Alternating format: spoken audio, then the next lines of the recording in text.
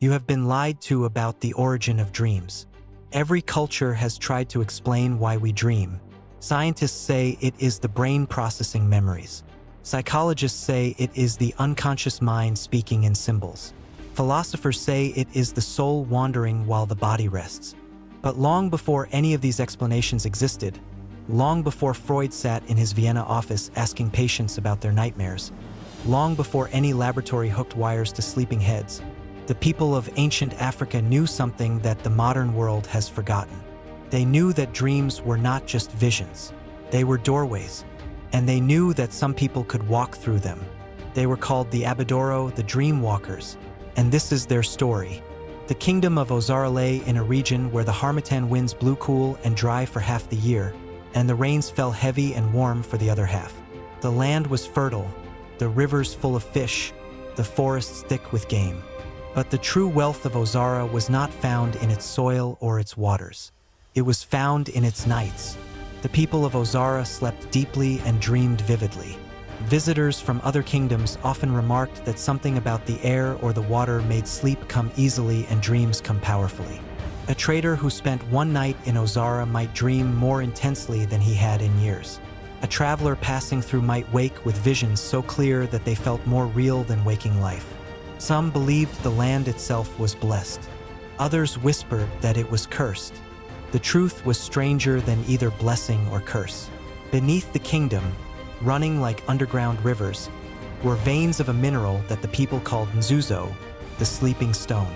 This mineral released something into the air, something invisible and odorless, that deepened sleep and strengthened the connection between the waking world and the world of dreams. The people of Ọzara had lived above these veins for so many generations that their very blood had changed. They were born dreamers, and among them, 1 in every 100 was born with an even greater gift. These were the dream walkers. A dream walker could do what ordinary dreamers could not. They could remain aware within their dreams, controlling their actions rather than being swept along by visions. They could shape the landscapes of their own sleep, building worlds from imagination. And most remarkably, most dangerously, they could step out of their own dreams and into the dreams of others. This ability made them the most valued and most feared people in the kingdom. A dream walker could enter the nightmare of a suffering child and transform it into peaceful rest. They could visit the dreams of the sick and discover what ailed them, reading the symbols that the sleeping mind used to speak of the body. They could enter the sleep of the dying and ease their passage into whatever came next, walking beside them through the final darkness. But a dream walker could also do terrible things. They could plant fears in sleeping minds that would haunt a person for years.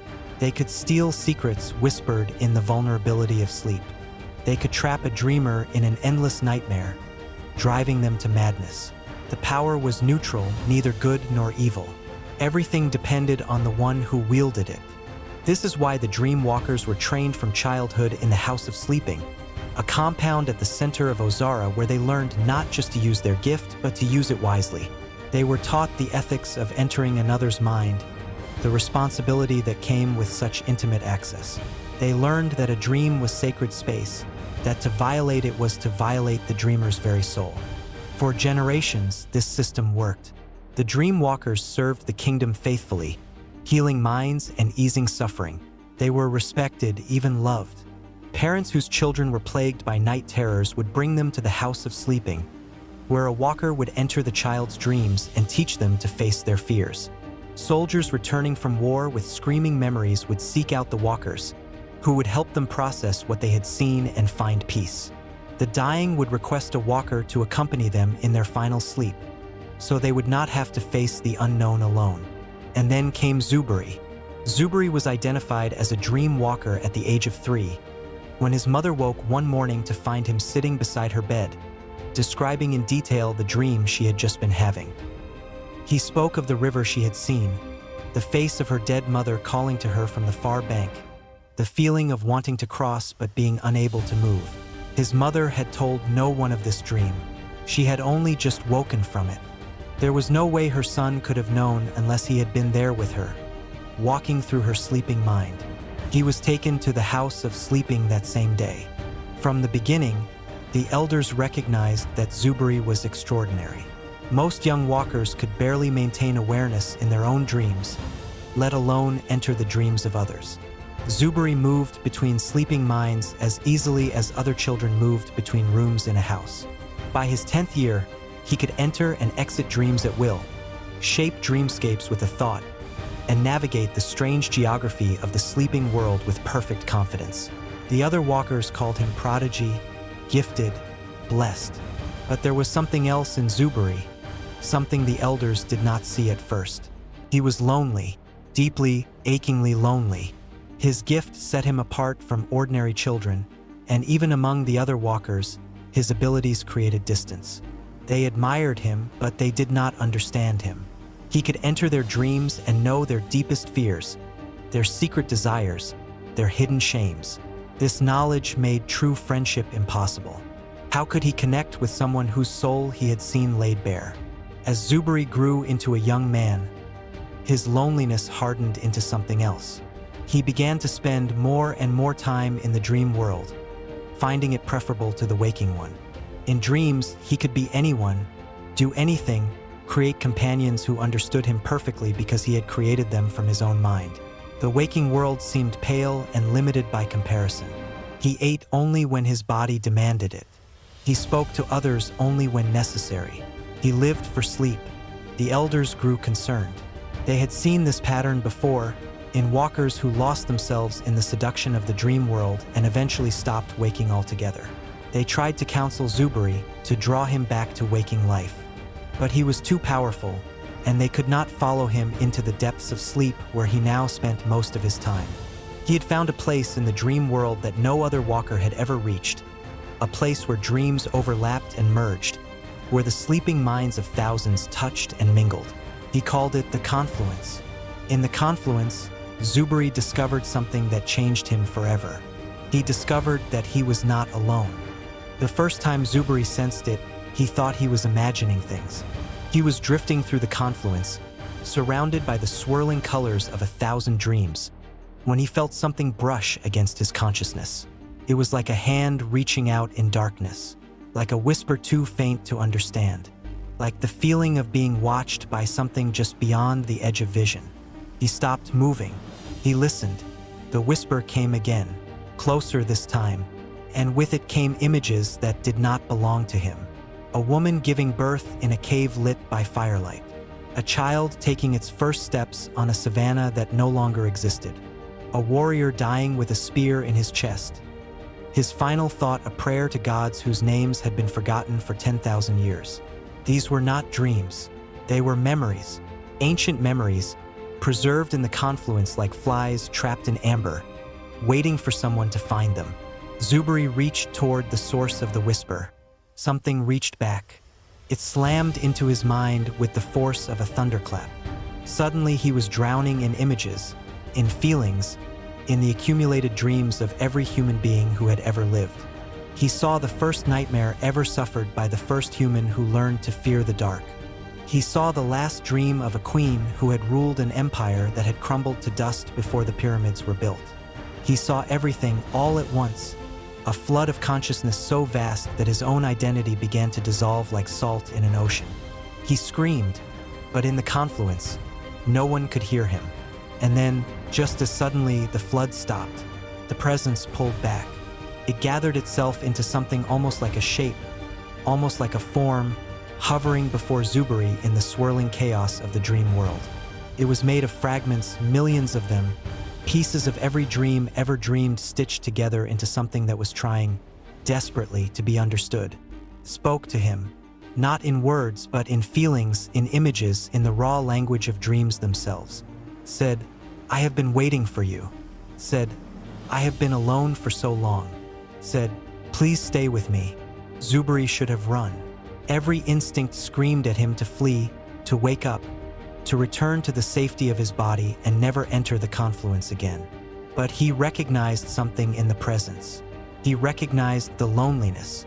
It was the same loneliness he had carried his entire life, the ache of being different, of being set apart, of having no one who truly understood.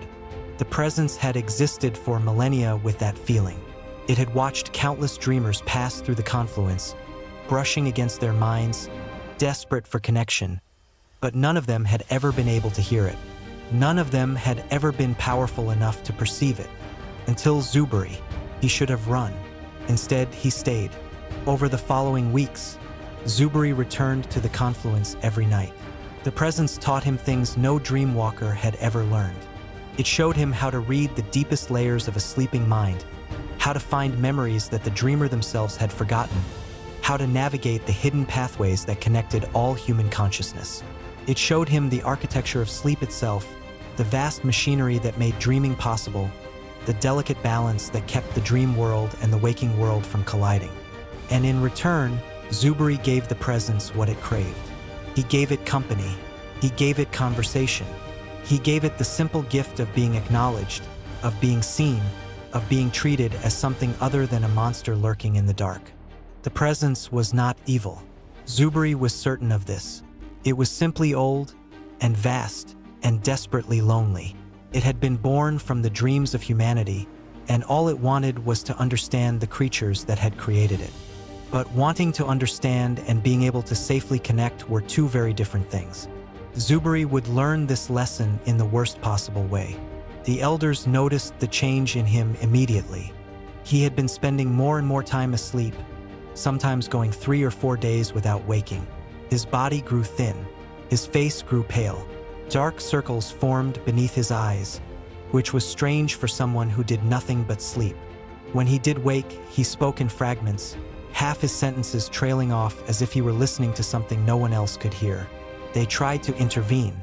They sent the strongest walkers into his dreams to pull him back to the waking world. But Zuberi had gone deeper than any of them could follow. He had found a place in the Confluence where their power could not reach him. The head elder, a woman named Kayamika who had trained dreamwalkers for 60 years, made a decision. She would go herself. She would find Zuberi, and she would drag him back to reality even if it killed her. She lay down on her sleeping mat, closed her eyes, and dove into the dream world. What she found there would haunt her for the rest of her life. Kayamika navigated through layers of dreams, pushing deeper and deeper, following the faint trail of Zuberi's consciousness. She passed through nightmares and fantasies, through memories and prophecies, through the strange landscapes that formed when multiple dreamers slept in the same room and their dreams began to bleed together. And then she reached the Confluence. She had never seen anything like it. The dreams of thousands swirled together in a vast whirlpool of color and light, images flickering past too fast to comprehend, voices whispering in languages that had been dead for centuries. At the center of the whirlpool, she saw Zuberi. He was not alone. Something was wrapped around him. Something made of shadow and starlight, of forgotten dreams and ancient fears.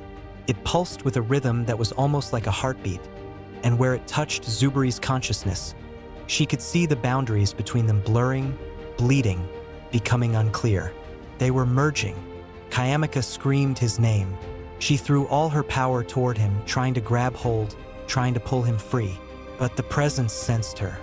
It turned its attention toward her, and for one terrible moment, she felt it looking into her mind, reading every dream she had ever dreamed, knowing her more completely than she knew herself. Then it pushed her out. Kayamika woke gasping, her heart pounding, her sheets soaked with sweat. She lay in the darkness for a long time, trembling, trying to understand what she had seen. When she finally rose, she knew what had to be done. Zuberi had to die. The elders debated through the night. Some argued for mercy. Zuberi was still one of them, still a dreamwalker, still a member of their order. Perhaps he could be saved. Perhaps if they found a way to separate him from the presence, he could be returned to normal.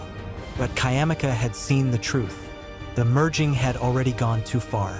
Zuberi and the presence were becoming one being, and that being would be too powerful, too alien, too dangerous to exist in the waking world. If they allowed the process to complete, they would be unleashing something that could invade every dream in the kingdom. Something that could drive thousands mad in a single night. By dawn, the decision was made. Zuberi would be executed. But they waited too long. On the 7th night, while the elders were still planning how to kill him without waking him first, Zuberi opened his eyes. And he was no longer entirely human. The guards who entered his room saw a young man sitting up in bed, perfectly calm, perfectly still. But his eyes were wrong. They held flecks of silver that moved like living things, swirling in patterns that hurt to look at. And his voice, when he spoke, carried echoes of something vast and ancient, something that had existed since the first human closed their eyes and dreamed the first dream. He said, "I understand now. I understand why you fear me." The guards drew their weapons. Zuberi raised his hand, not threateningly, almost sadly. He said, "I do not wish to hurt anyone. I only wanted to stop being alone." The guards attacked anyway. What happened next would be debated for generations. Some said Zuberi killed them with a thought. Others said the presence inside him reached into their minds and stopped their hearts. Still others said the guards simply fell asleep and never woke up, their consciousness lost forever in dreams that had no end. Whatever the truth, by the time the elders reached Zuberi's room, four guards lay dead on the floor, and Zuberi was weeping. He had not meant to kill them. The presence had acted on instinct, protecting its host from attack, not understanding that death in the waking world was permanent. It had thought it was simply putting them to sleep.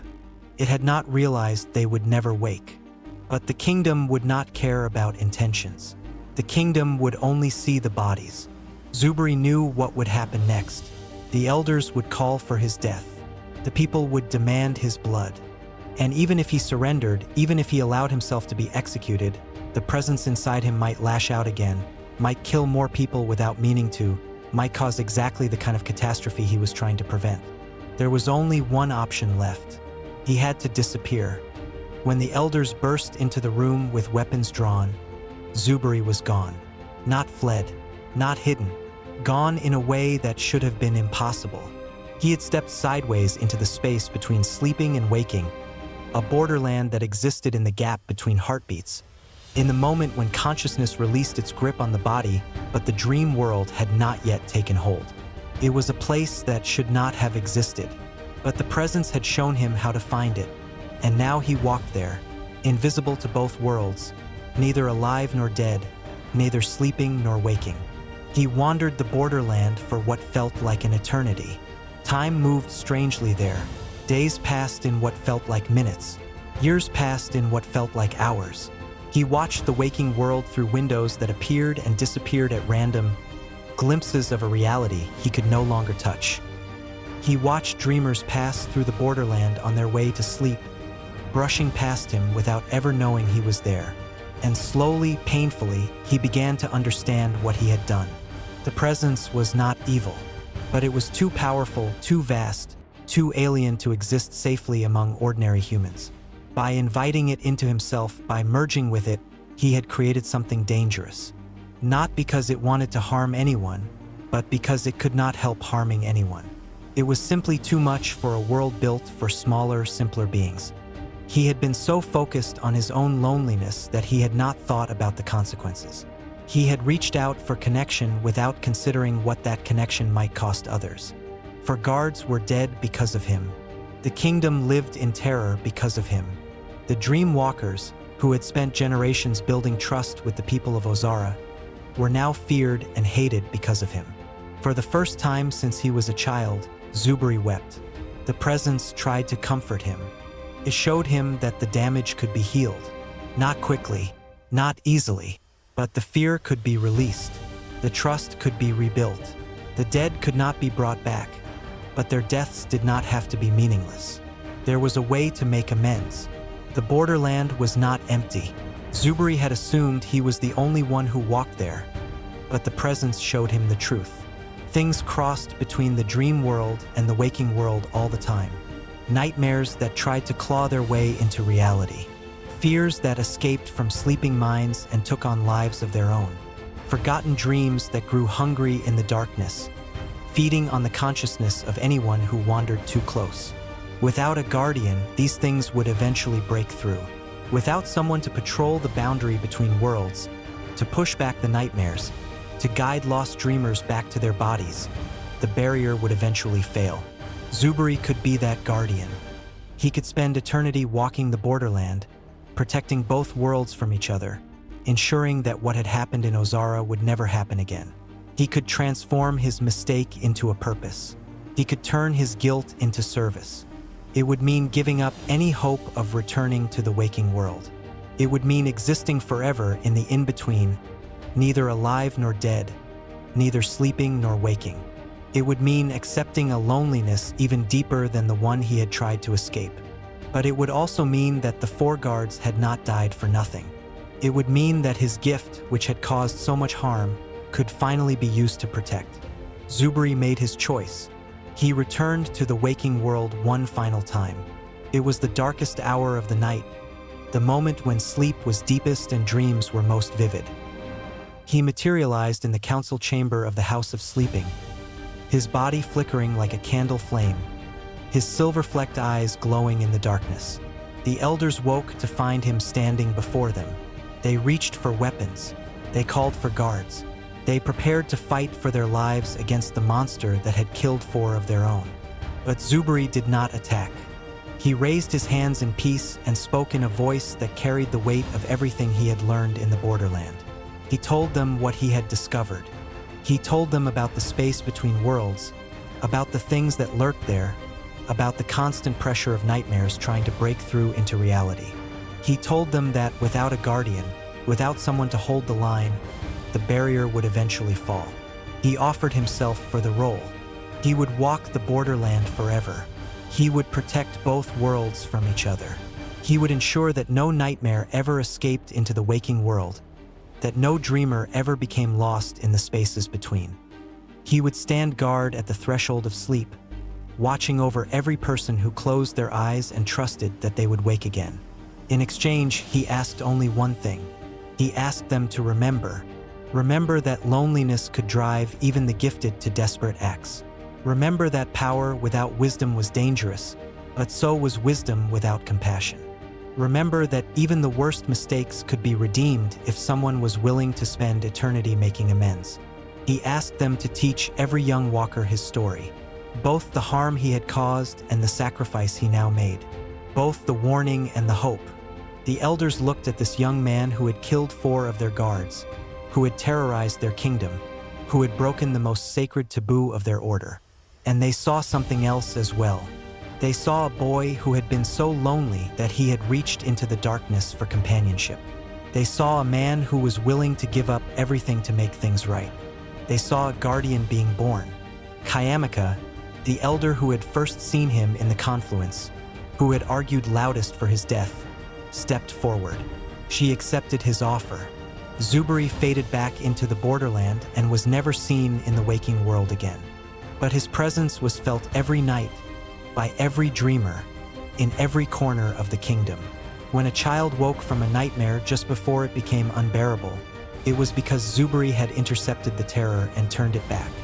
When a lost dreamer found their way home to their body after wandering too far into the depths of sleep, it was because Zuberi had guided them.